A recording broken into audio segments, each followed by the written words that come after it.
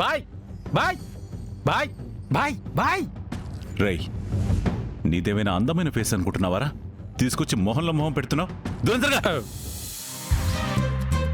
కకృతిపడి మీరమ్మేనానికి కడుపు చేసినప్పుడు ఆవిడి కళ్ళల్లో ఏ చక్రాలు చూశాడో మరి.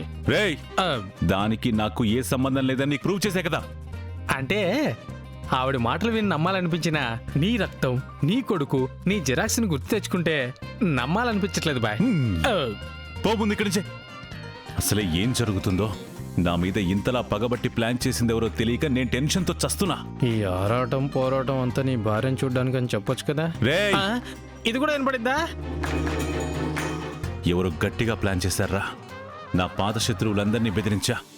ఎవరికి ఆ మీరా గురించి తెలియదంటున్నారు. ఎక్కడి నుంచి వచ్చిందో తెలీదు.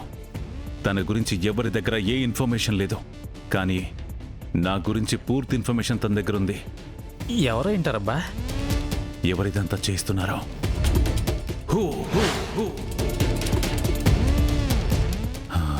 ఇంత ప్లాన్ చేయాలన్నా, పక్కాగా ఎగ్జిక్యూట్ చేయాలన్నా జేడి వల్ల తప్ప ఇంకెవ్వరి వల్ల అవ్వదు.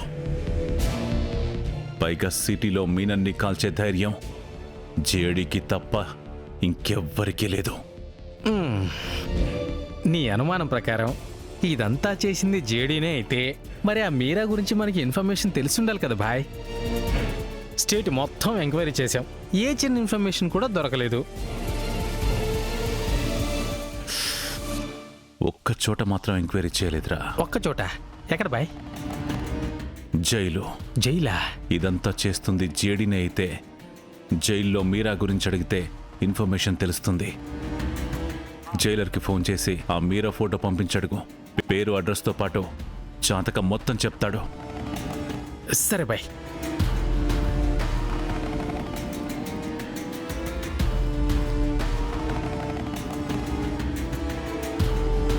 చెడే, ఇదంతా నీ ప్లానా? వాహ్! నీ చుట్టూ అందరూ అవుట్డేటెడ్ అవుతూ వెనక పడిపోతుంటే నువ్వు మాత్రం ఎప్పటికప్పుడు అప్డేట్ అవుతూ స్టేట్ని గుప్పెట్లో పెట్టుకున్న మీనన్నే ఓడిస్తున్నావు. నిన్ను తక్కువ అంచనా వేసిన ప్రతిసారి నువ్వేంటో నాకు అర్థమయ్యేలా చేస్తున్నావు. అవునా? నిజమా? సరే సరే సరే, థ్యాంక్ యూ సార్.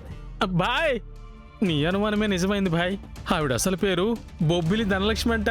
చీటింగ్ కేసులో జైల్లో ఉంటే సాధు టీం వచ్చి రిలీజ్ చేసి తీసుకెళ్లారంట. ఎస్, తెలుసురా, నాకు తెలుసు. నన్ను ఇంతలా టెన్షన్ పెట్టగలిగేది, ఇంత మాస్టర్ ప్లాన్ వెనక ఉన్న మాస్టర్ బ్రెయిన్ జేడీదే అని నాకు తెలుసు.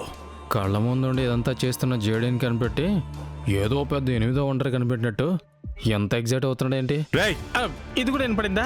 అర్జెంటుగా నేను ఇంటికి వెళ్ళాలి.